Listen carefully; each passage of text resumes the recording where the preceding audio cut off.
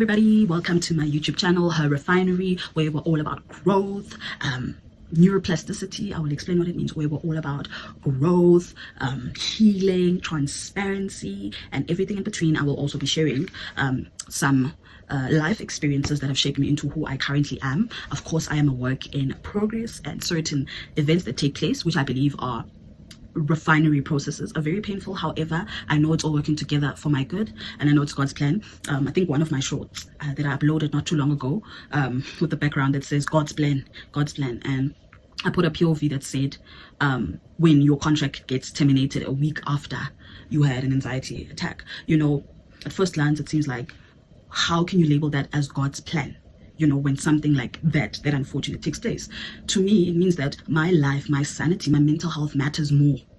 That's how I viewed it, because if my sanity, my mental health, my physical health is compromised in any way, shape, and form, how am I going to fulfill my duties to the best of my ability? Come on, guys. So anyways, welcome. If it is your first time joining us, do not forget to click on the subscribe button. There is so much more to follow. There is so much to come. Stay tuned. There's a short and, a video that I uploaded, I think roughly around 2 weeks ago, if I'm not mistaken, whereby I was sharing my experience at a toxic workplace. I did provide a disclaimer that I'm not going to be sharing any names. I'm not going to be sharing the name of the company. Absolutely not, because on this channel, I am not about being spiteful. This is a platform for healing, because I know that quite a number of us, we're literally hanging on a thread in these toxic workplaces. We need to make it work. And sometimes it is not as easy to just walk away, especially in this country where there's a high unemployment rate. We might struggle. There's people, I've heard stories of people after being laid off, or after they had their contract terminated in a certain company, they struggled for years just to find a job. They got a lot of rejection letters. So this is one of the main reasons why I created this platform. Sometimes just hearing someone putting, wording your thoughts, it can be so affirming, it can be so validating, it can convince you that actually you are not going nuts. The emotions that you are facing that are triggered by toxicity are actually valid. For every action, there's a reaction. The same way that when you're traumatized, right? Let me talk about a physical ailment. You get a cut wound, right? I actually have it. I have a cut wound, and we're going to get to that. Yes, we're going to get to that, and how it ties into the whole toxic workplace experience. So, with the cut wound, you turning a blind eye to it doesn't make it go away. You acting like it doesn't exist, sweeping it under the rug, doesn't speed the healing process. Your body is also trying to cooperate with you, all right?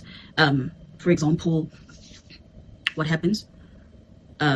These are just the terms I'll use. I believe the life of something is in its blood. That's why it is not good to lose blood, a lot of blood. It's not good, all right? So what happens with a cut wound is that your body tries to prevent further blood loss by causing, clotting. I'm not a medical professional.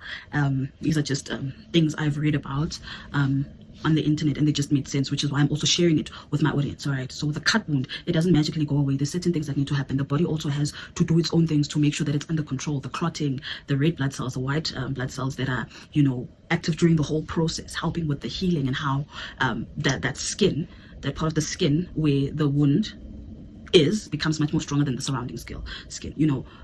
It's a process.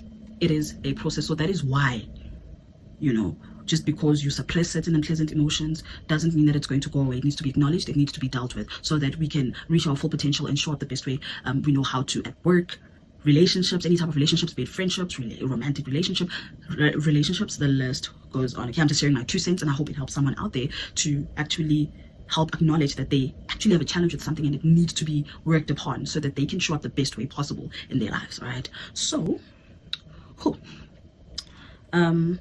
disclaimer, I'm not here to name and shame. I will not be mentioning any names. I will not be mentioning the name of the company. I'm just sharing my story. This is a platform where I get to control the narrative, because I tell the story my way. So there's no one who's going to water down what I'm about to say. And every single thing I say, it's my experiences. As I experience them, I'll be sharing how it made me feel and how we got to this point that I currently am in. All right, so I'm in no business of telling lies. In fact, I remember quite a number of times I spoke to people I worked with, and I told them that, there is a way to put an end to all this chaos. Let's do a polygraphy test. Let's do a lie detector test, and maybe you will be able to see that I am being genuinely honest about the things that I have encountered under working under a certain person. All right, okay. So without further ado, so remember, I had my monthly appointments at the hospital I was going to that I had to show up for, you know. So I had my monthly appointments, which was well aware made of from the get-go. So she knew this.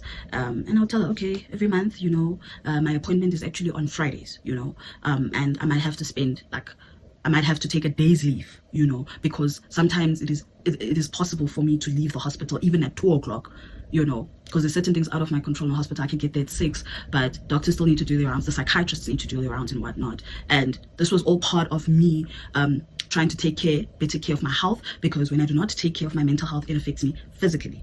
And part of those symptoms, part of those psychosomatic symptoms are chronic fatigue.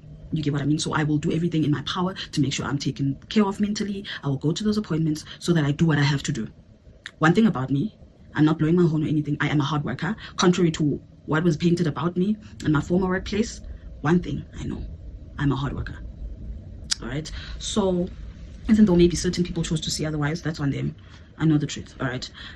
So she knew. She was very fully aware that on Fridays, that's the date, and this is just how it was prior to me joining this company. You know, I had been getting my appointments. I had to go to the hospital on Fridays. You know, this is a huge hospital, one of the biggest hospitals in South Africa, and you don't just go about choosing. And that particular outpatient department was only open on Wednesdays and Fridays. So in as much as I was part of the Friday cohort, there were certain people designated to see the psychiatrist on the Wednesdays, right? Time went on. I'd communicate with her that, oh yeah, it's that time again. Definitely I'll bring a doctor's note. Then it started becoming a problem. I don't know why, but I didn't even see it as a long weekend type of situation. All I saw it as was, I need to get my medication. I need to, you know, take better care of myself so that I can perform at my optimum best. You know, I do not take lightly this opportunity of employment. I am grabbing it with both hands. I am really appreciative of it, because now imagine how this looks to the people who actually took the leap of faith to accept you into the company, and then you just throw it in their faces. I'm not that type of person. So that is why I took better care of my health. Okay, fine. She starts having a problem with me going to the hospital on Fridays. I try to explain to her that it works by appointments. I don't just show up on any day. And that particular outpatient department actually only opens twice a week, you know, and I'm not the only patient there. Yeah, no, you need to choose another day. You can't be choosing Mondays, Fridays, whatnot. Okay, I'm like, you know what? I will do my best. I will do my best to talk to the people there. Not all sisters are friendly, as we know in certain public hospitals. But you know what? You're like, okay, this is what the boss wants. It is what it is. Get there, and you know, I get my appointment swapped to Wednesdays so that it won't be a problem.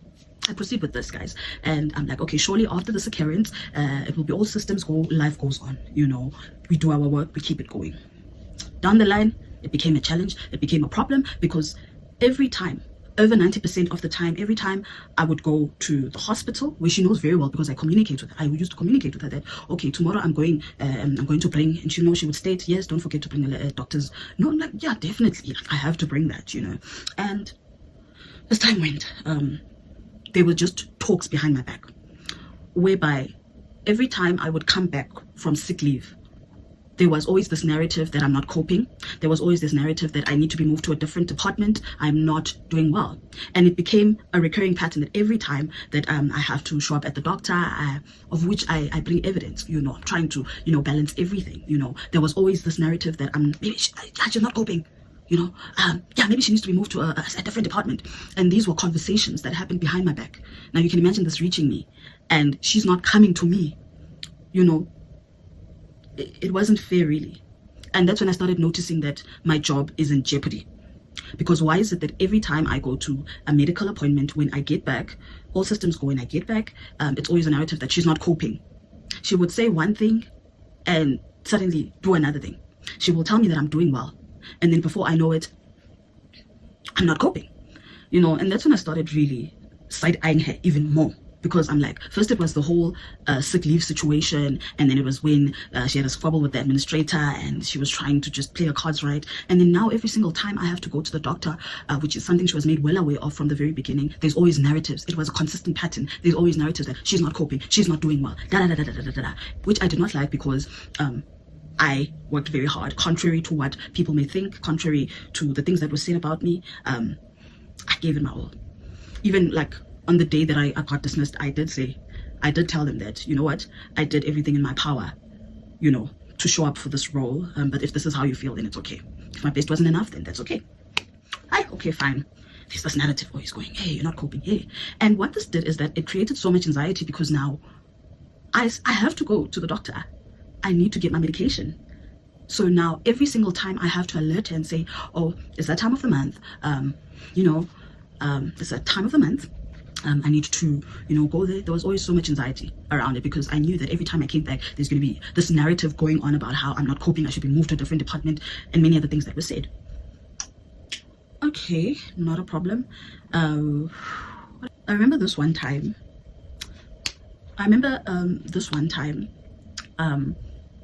I had to attend a certain form of therapy in this particular hospital, and the departments that had to be aware of it were fully aware that it was just going to take place for a certain duration. And she would ask for these doctor's notes. Remember what I said about not wanting to disclose what I was living with, because I just knew from the get-go that stigma is a thing, and when conflicts arise, that stigma is going to be pulled out and it will be said, yeah, there we go, which is not fair. You get what I mean? So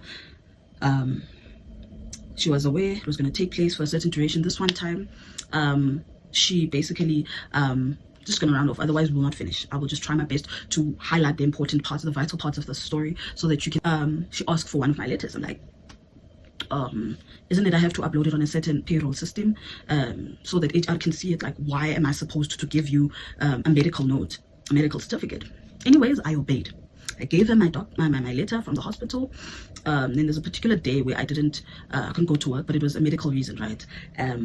The following day, I arrive on my desk and I find that doctor's note, whatnot, faced up. She's the one who put it there, intentionally, faced up. All right. And I didn't understand. I asked the senior administrator, why is my letter faced up? And she's like, she doesn't know. And you see the desk that I was working in, there were certain papers that the people I was working with had to come, either take or check something and go back to their desks, right? So my desk was easily accessible. So who knows how many people read what was on that confidential medical note, And I brought this up in one of our meetings with HR and whatnot, and she implied that, maybe someone turned it upside down. There's no proof, right? There's no proof of this because there was no camera in our office. So it was just her word against mine. And I'm like, that is so ethically wrong for me to actually trust you as my boss and actually give you this confidential thing, and you just put it faced up on my desk. And then in meetings, she says things like, no, maybe someone turned it. You see, now that in itself is creating a narrative where, there should be someone else in this office. Such unhealthy habits. Okay, no problem. One time, it happened that there was a squabble between myself and a coworker, a former coworker, right? And this was around the month of June, if I'm not mistaken. But we managed to resolve our squabble. Like, we all good. Even before I left the company, we all good. So it went to a point where we had to have a meeting with this particular manager, all right? And it was 3 of us in that meeting. And, because I could sense that, no, man, there's certain things that I'm told, and then there's a narrative that is put out there by this potential boss. Hi, we sit there. I record the meeting, and I let them know I'm recording this meeting. I record the meeting, and along the way, as we are discussing, trying to find a way forward and whatnot, she says, is it not your condition that is causing you to act this way? And I stopped her there. I was saying, you see, this very same thing that I was trying to prevent from the very beginning by not wanting to disclose my medical conditions, it is now being used against me in a setup where we're resolving a squabble. Yeah, isn't it because of your condition? I'm like, no, but you can't say that. You can't now bring out something confidential like that and say, no, like, you're going to use that to paint a certain narrative that, oh yeah, it's because of her condition, which is very unfair. It is so important to investigate something and get to the bottom of it and tell the truth. But instead, so she brought that up. I corrected her. I had it on tape. Like, you do not do that. You do not stigmatize a person. There's already so much stigma around mental health in the workplace. I mean, already I was made to feel bad for going to my appointments. Every time there was this negative narrative about, she's not coping, she should be moved to a different department, whatnot, which is a form of rejection, because now it's like, you say good things about me, you say that I'm doing very well, and then the next thing you say one thing to senior management. What's really going on here? Okay, fine.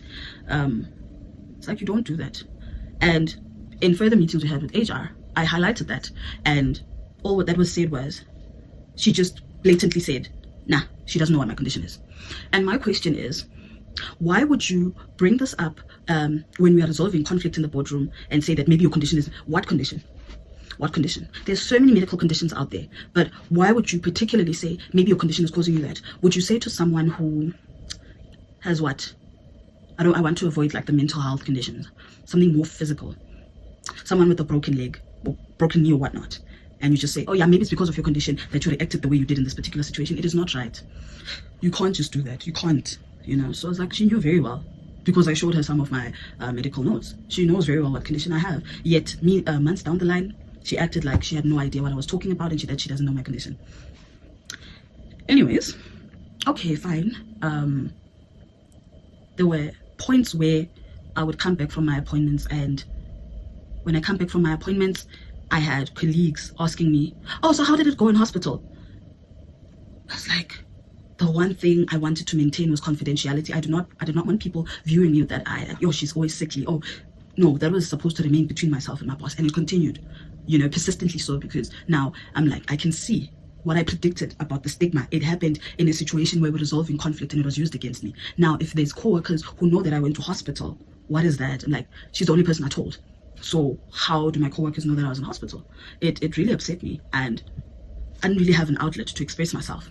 I did not, because one way or another, it was her word against mine. And that is why eventually down the line I said, guys, I am willing to do a lie detector test. I was like, let's get the polygraphy test done, because now I'm just being painted as this villain. I'm painted as this troublemaker. I'm painted as this person who acts like a spoiled brat, basically. We're getting to that. Hey, okay. This one time, in the month of August, on a Friday morning, while I'm getting ready to go to work, you know, I'm already planning my day that, okay, I'm going to start with this and I'm going to do that. And I'm excited that, you know what, it's the weekend, I'm going to get some rest and whatnot. I'm taking a shower, then I slept. And basically this particular bathroom, there were certain things that were not finished up properly, like there were screws sticking out and whatnot. So as I fell and I hit my head on the basin in the toilet, that thing cut my pinky. Like, this is how it looks now. This is way better than how it looks. I cut my pinky, like it was open, and I bled so much. I've never seen so much blood coming out of me in that particular way. And I could see like something cushion-like, sorry if this is TMI, something cushion-like, and I'm like, yo, this is not that thing that you just sweep over the carpet. You need to go to a doctor. You need to get to a surgeon. You might need to be stitched. I thought I was going to get my finger amputated. That was the one thing I feared. I was like, you know what, the way my skin was just torn apart, it was a mess. Okay, I'm thinking, okay, the landlord is a male, and he's always had that thing of making me feel uncomfortable. This is my former landlord. I moved away from that place, and I'm like, in the shower, I'm not really dressed, and then I call him, and then he comes. What if he takes advantage of the situation and rapes me? You know, I mean, reality is that we live in South Africa, and we know the stats around rape and sexual abuse and whatnot. So now I call my mom. She is frantic, she's panicking, and I'm like, I don't know. So first thing that comes to mind, okay, there's a first aid box at work. I took a towel, I wrapped my finger, rushed to work. The health and safety guy comes through.